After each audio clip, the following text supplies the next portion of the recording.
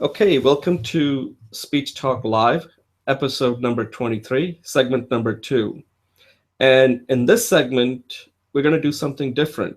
We're not taking a look at a speech that was given. This was a speech that was given in a movie. So we're going Hollywood here. And this is a very short speech, and it comes from, one of the most famous movies of all time, Godfather Part 2. And I actually got heads up about the speech from this book right here. This is Peggy Noonan. She wrote a book called Simply Speaking. She was the speechwriter for Ronald Reagan. And I think somewhere around page 50, she brought up this. I always remember this speech, but I never really thought of it as like, wow, this was a great speech. And she convinced me that this was indeed a great speech. So let me just give you a little setting. I hope you get to see the speech because it's only like 2-3 minutes. The speech takes place in this movie Godfather Part 2. Now, this is about the mobsters, right? So we're not talking about these are nice people, but nevertheless, even bad people can give good speeches too. So Michael, who's a mobster, is trying to get into a business deal with this other mobster named Hymon Roth, right? These are fictional characters. And essentially, both of them want power. And they both essentially are mobsters. These are not good guys, okay? So I just want to make sure, don't pass judgment on me here. And they'll do anything to get power. Yet at the same time, they also want to work together and do a business deal. So during, Michael is meeting this guy, Hymon Roth character in Cuba, and they want to do some kind of a business deal that has to do with Cuba. I don't know if it's some hotel or something, some kind of investment they want to make. This is during the time where the revolution is taking place, the Cuban Revolution with Batista in power and Castro taken over, around that time frame. So just giving you. And Michael meets with the Hymon Roth in his room in his hotel, and Hymon asking him, are you in this deal or not? And Michael's telling him, I need to think about it. And then this conversation flows really fast. So even though this is the reason I put it as a movie, is that in movie they have to capture the essence very quickly. In real life, our conversations don't go the way the movies show it, right? They tend to be kind of drag along. But the movies have to do it quick because there's a lot of money at stake, okay? And if they don't do it quickly, then they lose money because nobody wants to sit through a movie watching a boring conversation take place between two people. So this conversation moves really fast. And at one point, Michael brings up that, who had this guy that's related to Michael named Pentangeli killed. And it kind of throws this guy, Hymon Roth, for a loop a little bit. He's like, wait a second, why is he bringing that up? Like, where does that come from? And it was almost like hitting him with the 2x4 there. And he's somewhat disoriented a little bit, you can tell, because he's weak, he's old. And then he kind of gets his bearing and he gets up. And that's where the speech takes place. And this is one of the most classic speech ever given in a movie. And this was given by this character who plays Hymon Roth, Lee Strasberg, is one of the great actors. In fact, he kind of popularized this method acting that actors like Meryl Streep and all of them, Al Pacino, they use in order to get into that character. And then he starts telling him a story about this character, this person that he knew that appeared in the first part of The Godfather named Moe Greene. And Michael knows Moe Greene. In fact, Michael is the one who put a hit out on Moe Greene. And Hymon Roth knows that, okay? You can tell he knows that he got hit hard because Michael suddenly brought up something that he didn't expect him to, because these people are essentially our power. And they don't really care about who gets eliminated and who doesn't get eliminated. They're just interested in power. And if it means power through business is what they're doing, right? And crime. Crime is like part of it. That's part of their methodology of gaining power. And then he starts talking about this character named Moe Greene. And this is a fabulous speech. And the reason why this speech is so fabulous is there's nothing in that speech that is like really kind of blow you out of like saying, wow, that was just amazing. He's just telling him straight to his face that this is what happened, that I knew this guy named Moe Greene. Somebody put a hit on him. And I understand he was a little temperamental, said some bad things, didn't know what he was talking about sometimes, and kind of rubbed people the wrong way. But when somebody put a hit on him, I didn't make a big deal about it. I just remained quiet. And in fact, he probably did, but I don't know if he did or not. Okay. And then he uses this famous quote, says, that I said to myself, this is the business that, we have chosen. And the way he shows that anger, and Michael has to listen to him because he's trying to figure out, like, is this guy, is he for real or what? And here's this guy that was weak, and it's suddenly like he's energized, and he's telling Michael that, what, are you going to focus about some guy that got hit because somebody put out a hit on him? It was probably Hymon Roth who did that. And he's telling him, listen, don't think that you have a moral ground, a high moral ground on me, because you've done the same thing to my person that I respected, who has done amazing work in Las Vegas, named Moe Greene. So anyway, that's the backdrop. That's the thing. But the whole speech is the kind of speech that takes probably a little bit like minute and a half. And these are the kind of speech that we tend to give one-on-one. So my point of this is that public speaking is really speaking.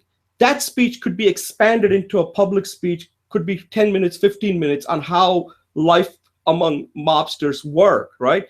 But here he does it in close to minute and 30 seconds probably.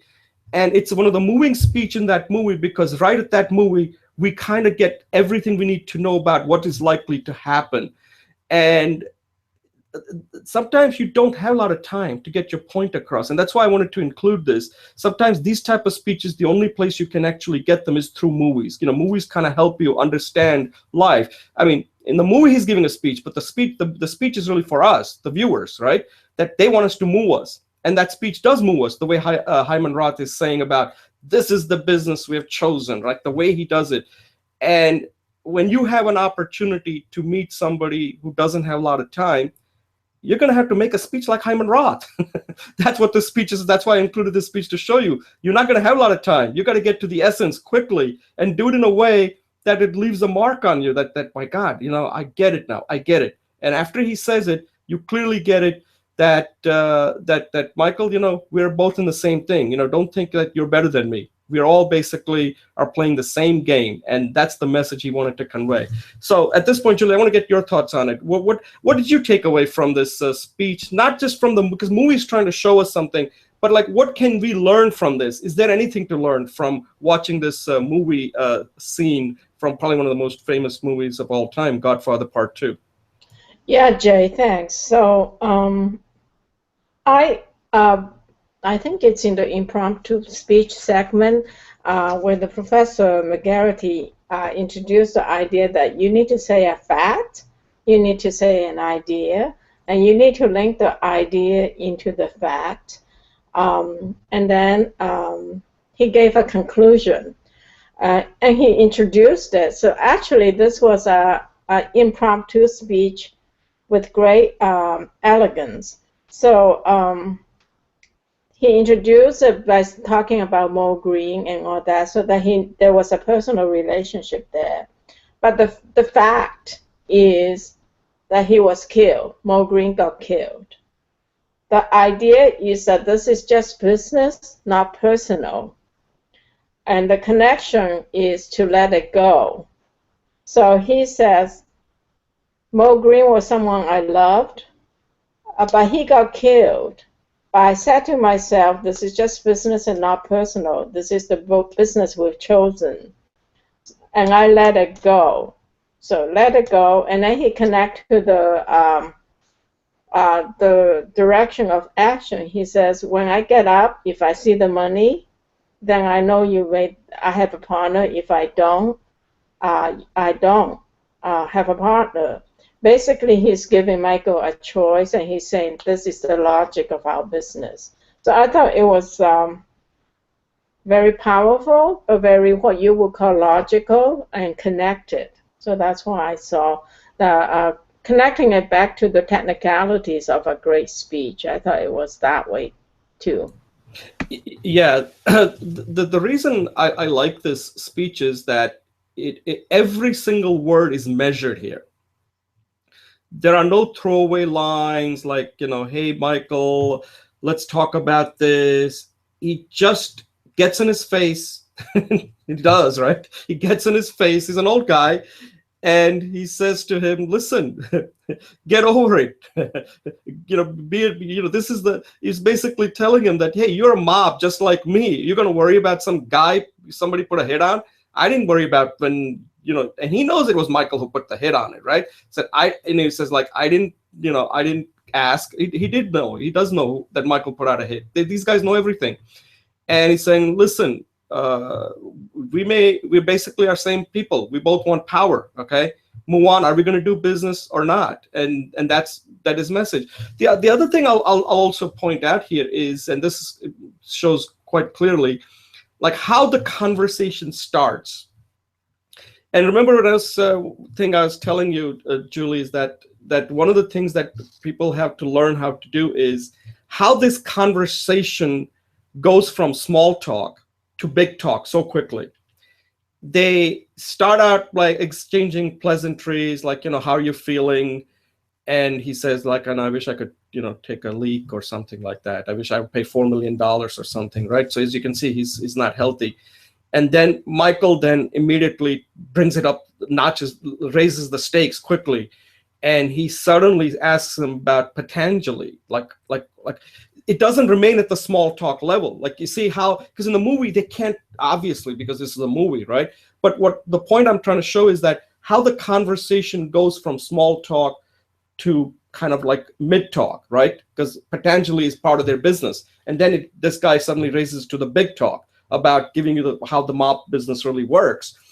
And when you're having a conversation, if you want to have a meaningful conversation, you kind of have to do this, right? You're going to have to challenge. I mean, Hymon Roth is really challenging Michael that, hey, you're going to bring up Patanjali, so let me challenge you now, okay, about how the mob business really works and why are you like stupid to even bring this up here?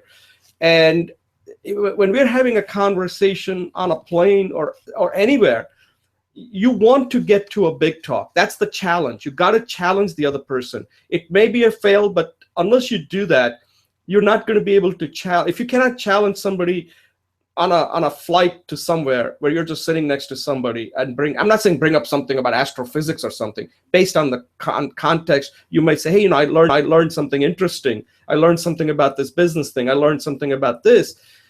Then my question to you is, if you cannot do it on a one-on-one basis, then how are you likely to do that if you have to do it in front of a large audience where you have to challenge them on something, where you're trying to persuade them, you're trying to persuade them of some ideas that you have.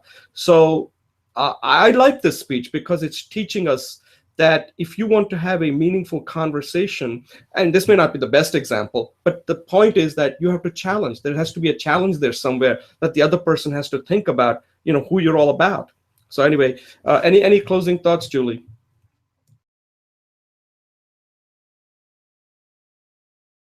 Yeah, I mean, it's interesting that you talk about how to escalate the conversation in any exchange. I have to think about that. That's a great point. Thanks.